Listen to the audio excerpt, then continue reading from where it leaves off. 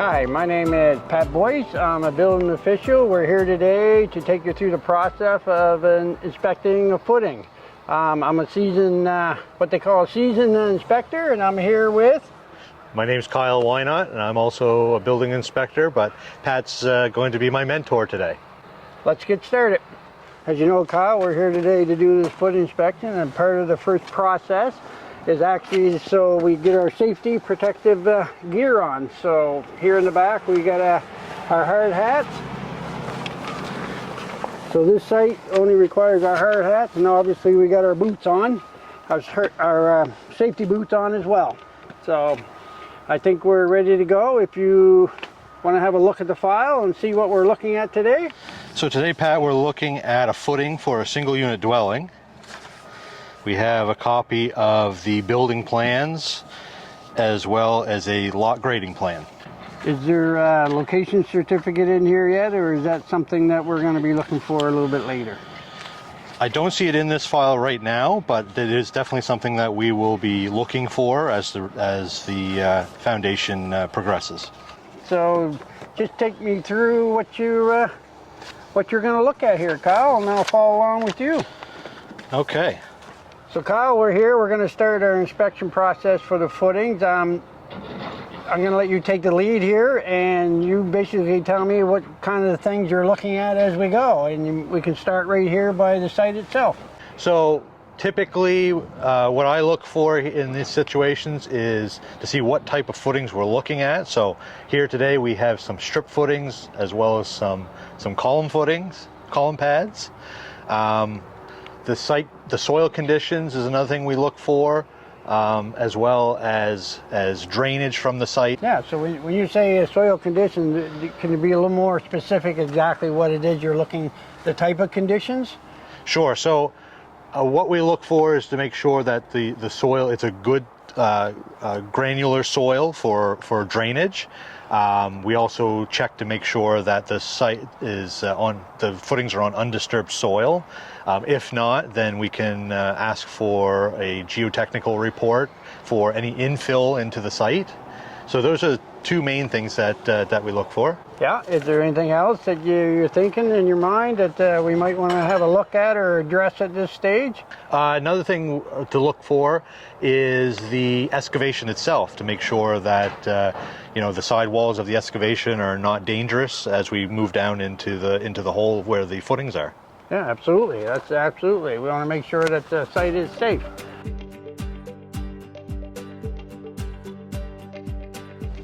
So some of the things that we want to look at here is the depth of the footing as well as the width of the footing. When you say depth, what do you mean by the depth? So the thickness? The thickness of the footing from the ground up to the top of the footing. Right on. And you mentioned earlier, Kyle, about the soil it sits on, and you talked about undisturbed soil, and maybe if it's infilled a bit that you need a geotechnical report. Can you just explain that a little bit to me, please?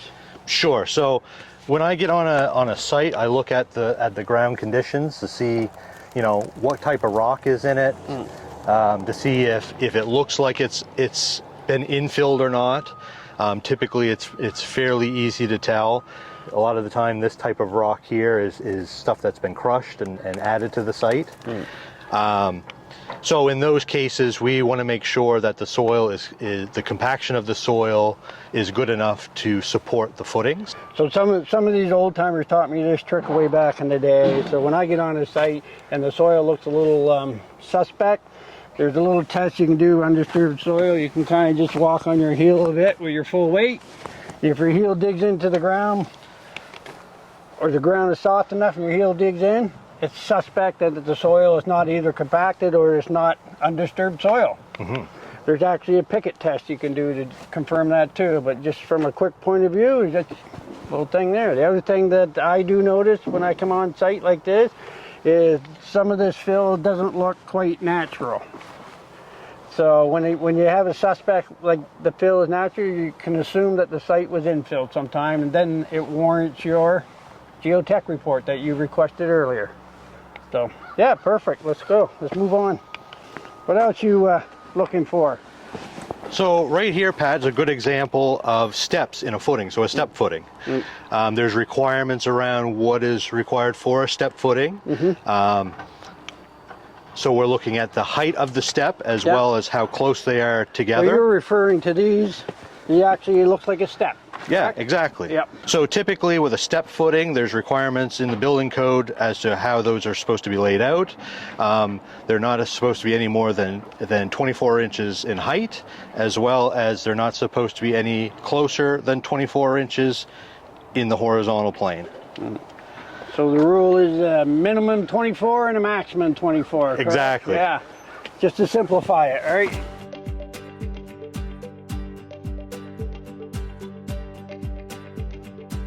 So Pat, another good point to make here with this footing is that there's been no gravel blown in here by the slinger, so we can actually see the depth of the footing, which is exactly what we want. Yeah.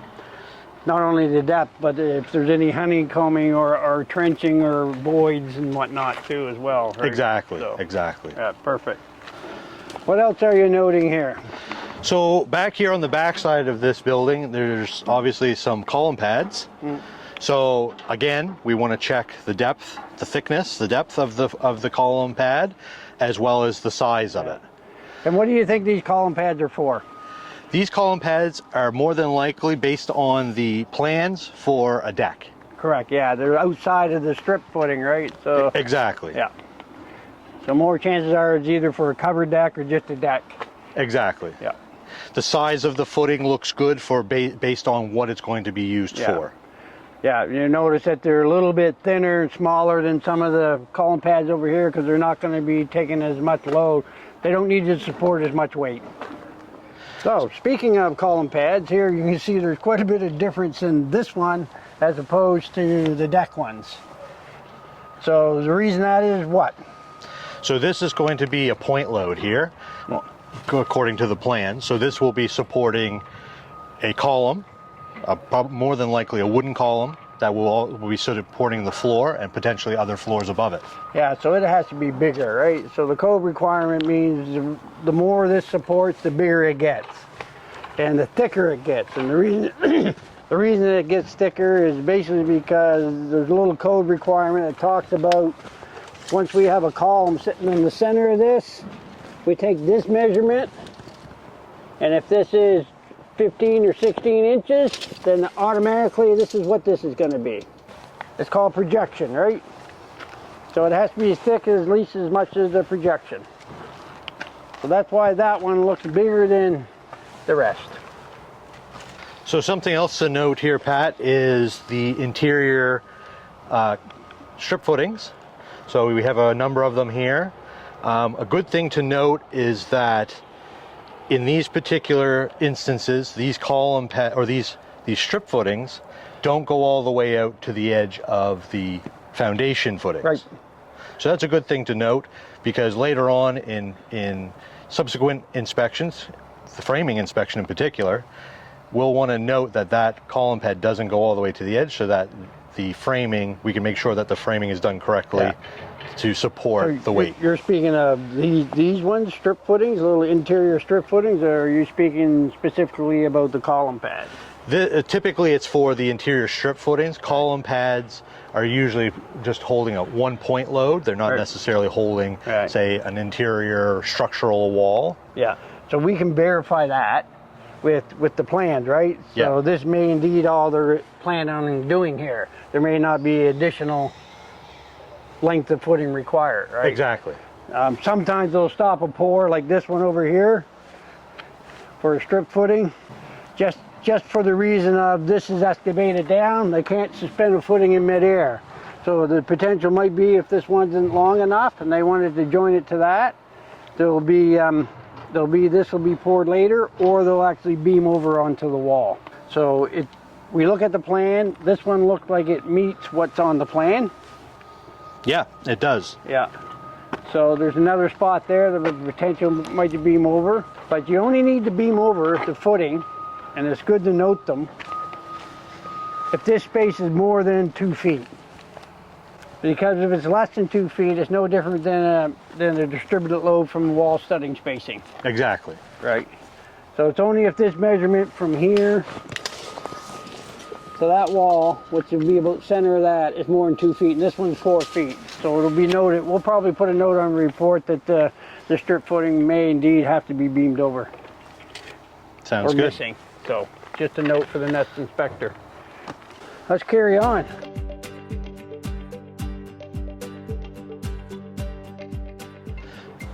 Oops. So, Oh, just hang on. I should turn off my phone, right? Your agent. Yeah, it's my agent. Yeah, no autographs.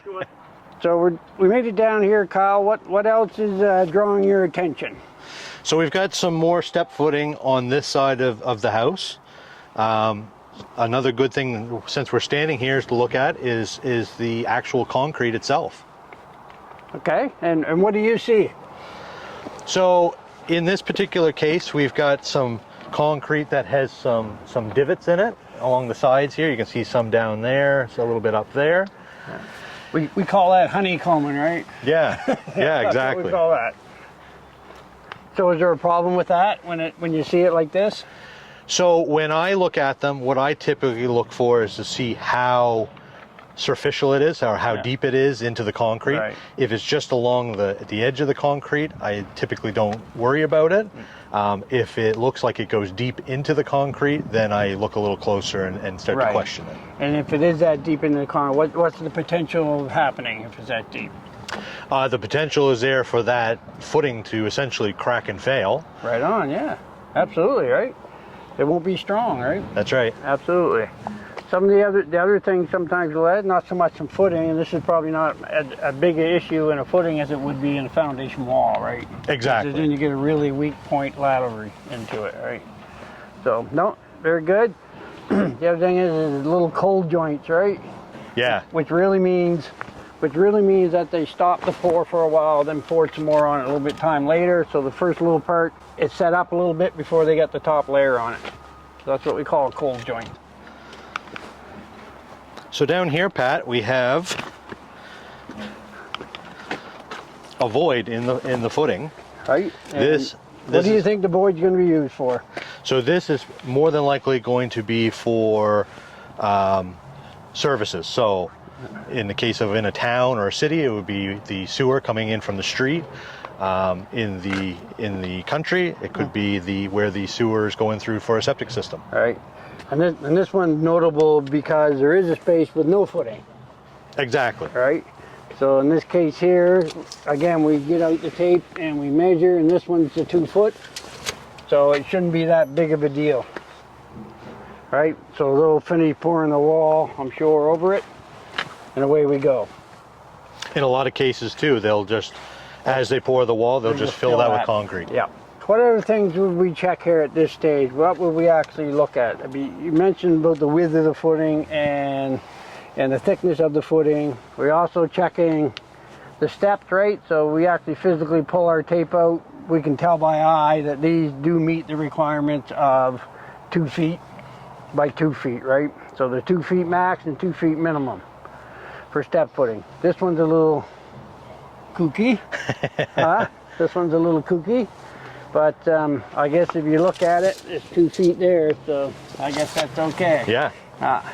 So you can actually see some of the bigger boulders and stuff under here that they couldn't get out, that the footings actually run over too, eh? Yeah. Yeah. And that's probably something good to note as well, is that when it comes to the next stage, which is the foundation wall and the backfill, is looking at the soil conditions around what's in the soil. Is there large rocks and boulders, kind of like what we see up there? Yeah. You know, make sure that they're not backfilling the foundation with that type of material. Yeah, absolutely.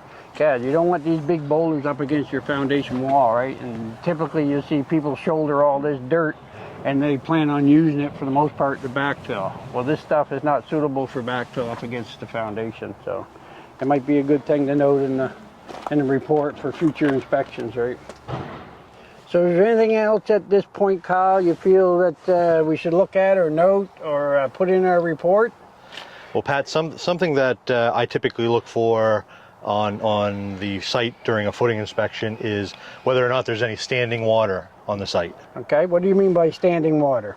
So pools of water around the footings or in the vicinity of the footings. Would there be, in your opinion, any conditions that warrant that standing water is okay or not okay?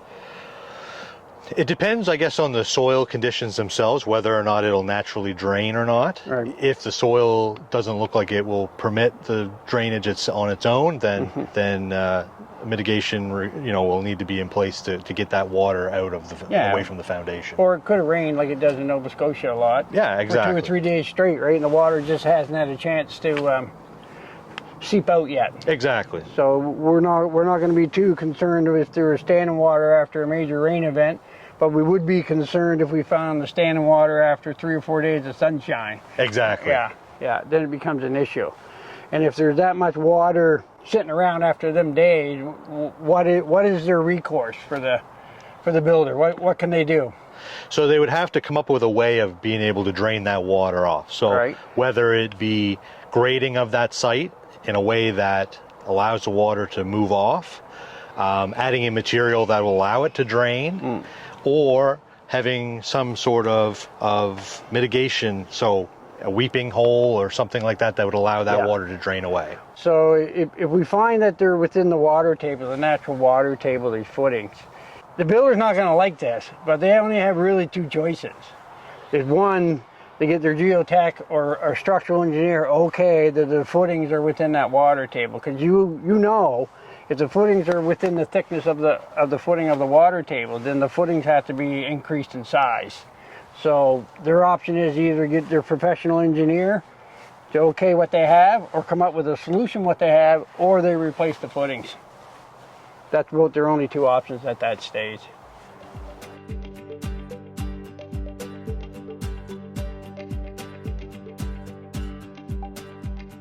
So one of the other things too, Kyle, you noticed this as well as I did, that these footings almost seem like they're on the surface here. Yeah. They're very close to grade, or the existing grade. So there is a requirement for these footings, at least the bottom part of these footings, to be 48 inches or 1.2 meters below grade. And the reason that is they want the frost protection, so we don't get the frost jacking that will lift the footings. So it may be just a note, and in all probability they're going to infill this up to that height of 4 feet. Yeah, that's a good point to make, Pat. That to put in the report, that to check that at the foundation stage. Yeah, check the depth of it. Exactly. Now, if they're shy of that depth and they can't achieve it, then obviously they have to go to a PNG or professional engineer design for frost protection, which usually consists of some type of a styrofoam 2 to 4 feet out from the footings, just to protect the frost from getting in the ground. But again, that would be a PNG design. This type of footing that we're seeing now is probably a typical building code footing. All right, there's not really any engineering required, at least at this point, but there is sometimes engineering required for shallow footings that we just spoke about. It could be a pad or it could be an integral footing. So there is options to have an engineered design footing for your building.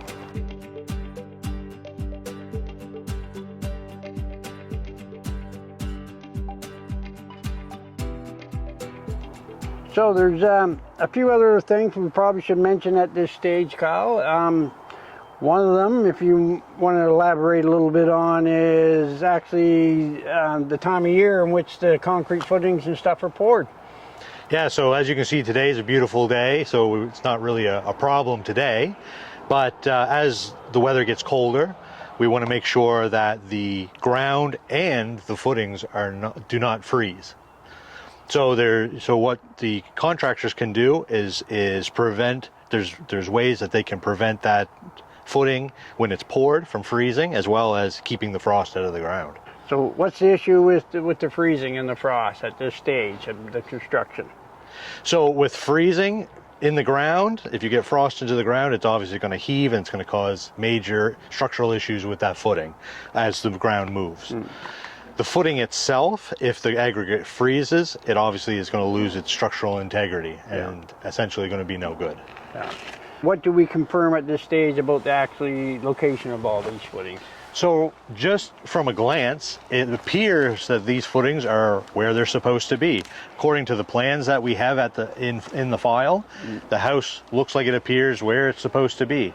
At this stage, though, we're going to ask that the contractor provide a location certificate to ensure that this building is adequately separated and the distance between the two buildings is adequate from the building next door. For the potential of?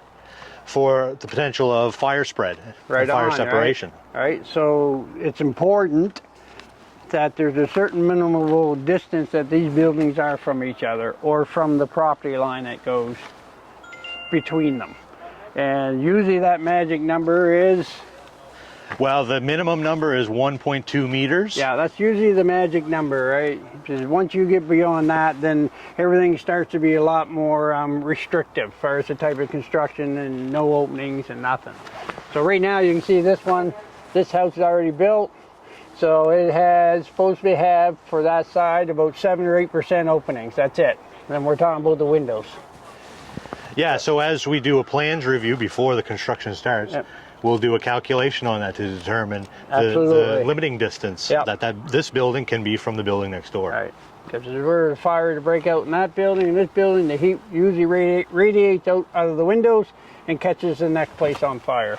So they limited it to the size. So it's important that we identify where these footings are at this stage. If they're in the wrong place, it's a lot easier to move the footing than it is to move the building.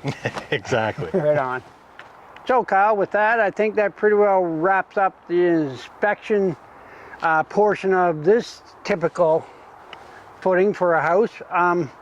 But if you want to just please tell us about some of the maybe other type of foundations or footings that could possibly happen here that we look at too in our inspection process. Yeah, Pat. So it's a possibility that there could be helical piles on a site when we get there. Yeah, and what are helical piles? So helical piles are an engineered product. They're typically a steel, and essentially look like a giant screw that screws into the ground. What else?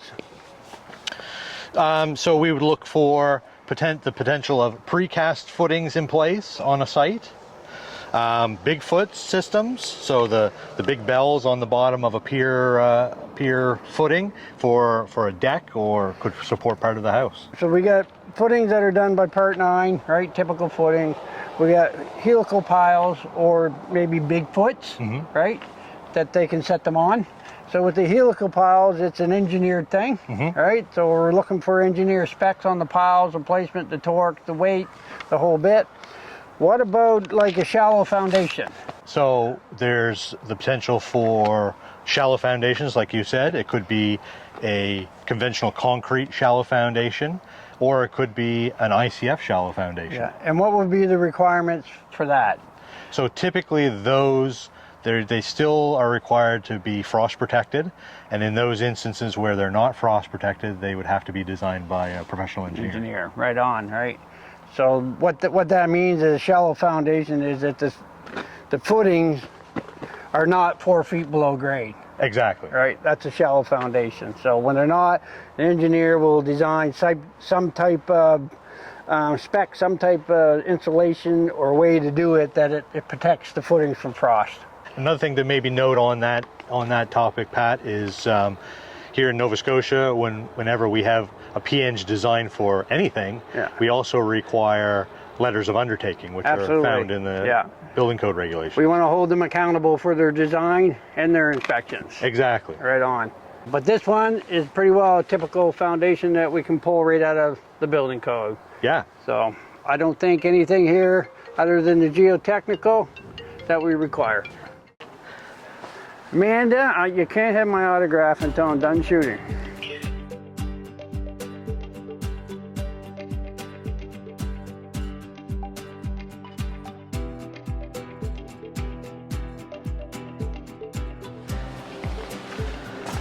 Okay, Kyle, we finished our inspection. It's time now to do up the report. Is there anything that you noticed on here that needs to go into the report? Is there any deficiencies?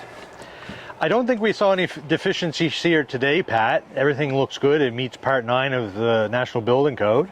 So there are a few things here, Pat, that we probably should note in our report. I think we touched on them a little bit earlier. So one of them being soil conditions, what's in the background there as far as what could potentially be used for filling in around the foundation on the next inspection. Potential for some bridging, some beaming over footings over there. Good to note that in the report. Absolutely, and maybe a little note including like maybe some of the black backfill material that was close by. Yeah. Is there anything else you think we should be noting? Probably we're going to ask for a geotech report because it's suspect of it was infilled. Exactly. So we'll be asking for that. It's not a fail, right? It's just a document we're going to be asking for. Exactly. Yeah. So it could be, if that document is not produced, it could become a problem. Yeah, exactly. So we would probably want that sooner than later. Mm-hmm. Yeah. So typically, what do you do for your report? So the report can either be a written report that's left on site. Some jurisdictions we do everything electronically on the iPads. Yeah. Most places now are technology advanced. This is how they do it. Exactly. So what we will do there is we'll write up a report in one of those fashions and explain to the contractor as well as the homeowner, if they're involved with the project, as to what we saw and whether or not it meets the requirements of the building code. Yeah, so that they get a copy of the report. We put a report in our file for future reference, and the file could be digital or paper copy. And on that report, the homeowner or contractor, who's ever taken out the permit, will end up saying, yeah, this is good, we're going ahead. Or they're going to say, we got to fix something before they move on. And another good point to make too, Pat, is that when we do our inspection reports, it's a good idea to be descriptive in what we see in case there's any issues down the road. Yeah, in other words, location on the site, like the third step footing on the east side wasn't correct. So, exactly. Yeah. The next inspector can go over and say, okay, this is the spot that wasn't right, instead of doing the whole thing again. So very good point. Very good point. It's all about the communication, right? Absolutely. Perfect. And being clear and concise with what you're saying. Right on. Well, Kyle, that finishes that one. You want to go for a coffee? Sure. Are You're you buying? No, your turn to buy. And then we got more to do. On to the next.